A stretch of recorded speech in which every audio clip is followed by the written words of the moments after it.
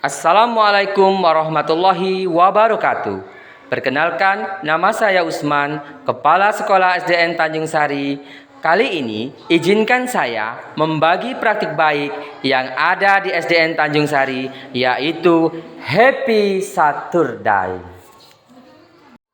Jalan-jalan ke Martapura, tidak lupa membeli baju. Izinkan saya bercerita, SDN Tanjung Sari semakin maju.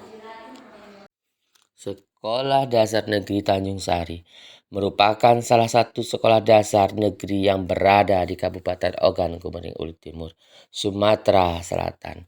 Memiliki 6 rombongan belajar dengan jumlah peserta didik sebanyak 100 orang pada tahun pelajaran 2004-2025.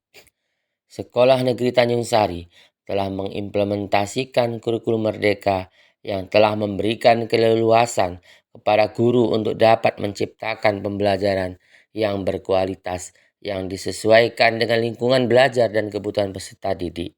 Kompetensi yang harus dimiliki dalam kurikulum merdeka ini adalah kepemimpinan pembelajaran, yaitu membangun suasana belajar yang kondusif, membangun dan merumuskan serta mengkomunikasikan tujuan sekolah, mendampingi, melakukan umpan balik, dan merefleksikan pembelajaran agar terciptanya suasana belajar yang menyenangkan yang berpihak kepada murid.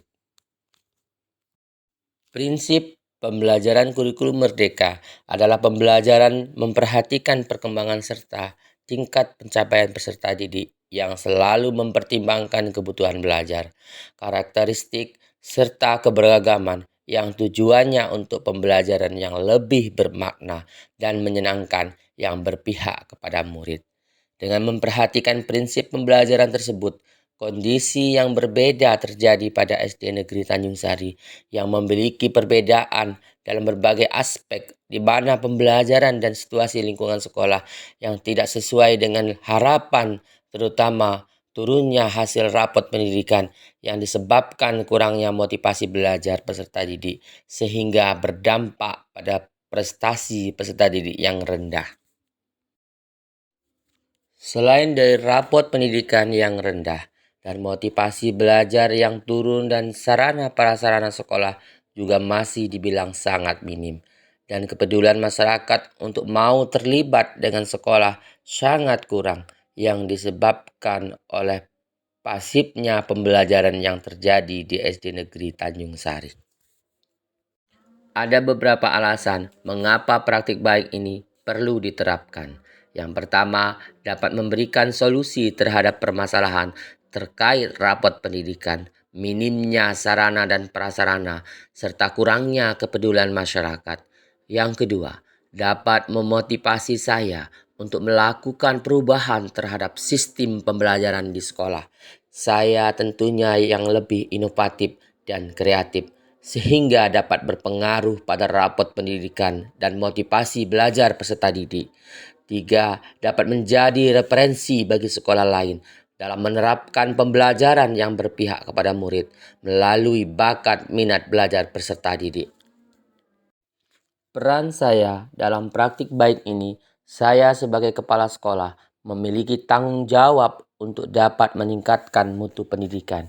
Saya harus dapat merancang kebijakan, membina warga sekolah, dan menciptakan lingkungan pembelajaran yang efektif serta bertanggung jawab, memotivasi peserta didik, warga sekolah, dan orang tua, sehingga terwujudnya pembelajaran yang berkualitas, yaitu pembelajaran yang berpihak pada peserta didik.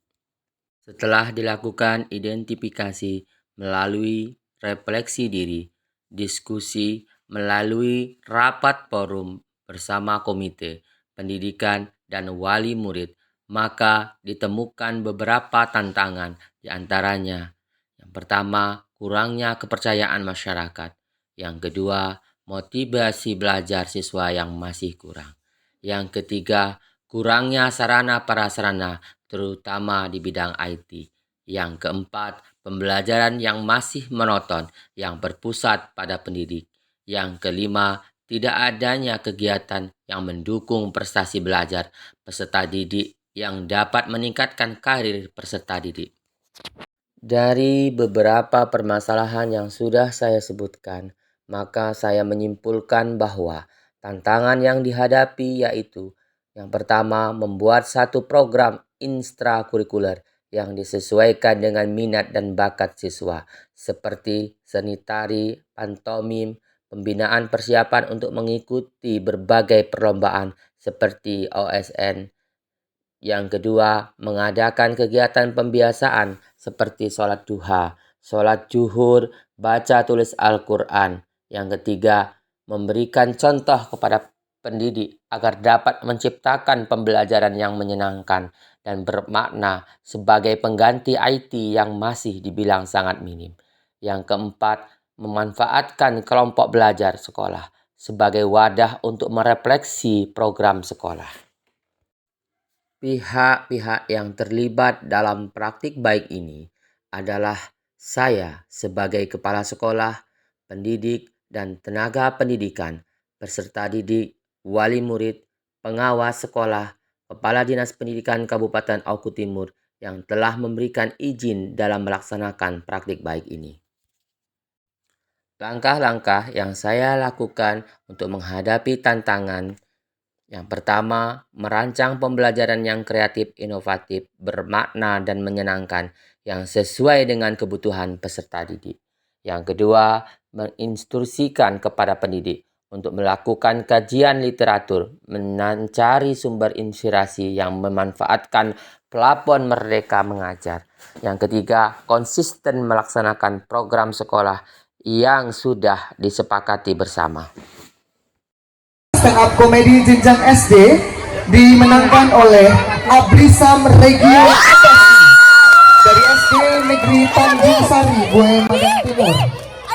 Setelah dilaksanakannya program Happy Saturday, yaitu program bakat minat belajar peserta didik yang dilaksanakan setiap hari Sabtu, sekolah kami sudah mengalami perubahan seperti lingkungan sekolah yang menyenangkan, dapat mengantarkan peserta didik untuk mengikuti perlombaan seperti OSN, O2SN, F2SN, FTBI yang selalu mendapatkan prestasi baik di tingkat kecamatan, kabupaten, maupun nasional. Kepercayaan masyarakat kembali lagi terbukti dengan meningkatkannya grafik siswa per tahun pelajaran yang semula hanya 79 orang, sekarang meningkat menjadi 100 orang. Peningkatan ini terlihat dari jumlah siswa kelas 1 yang biasanya hanya mendapatkan 8, 13, atau paling banyak 15 orang. Dan alhamdulillah, berkat program sekolah tahun ini, kami mendapatkan siswa kelas 1 berjumlah 26 orang dan siswa pindahan dari sekolah lain berjumlah 13 orang. Harapan saya ke depannya semoga sekolah kami memiliki ruangan khusus, yaitu ruang multimedia, ruang keagamaan, ruang budaya, dan ruang laboratorium, sehingga kami dapat meningkatkan mutu sekolah dan dapat memotivasi siswa untuk giat belajar sesuai dengan bakat minat siswa. Demikianlah cerita praktik baik saya. Semoga bermanfaat dan semoga dapat menginspirasi sekolah-sekolah yang ada di Indonesia. Terima kasih.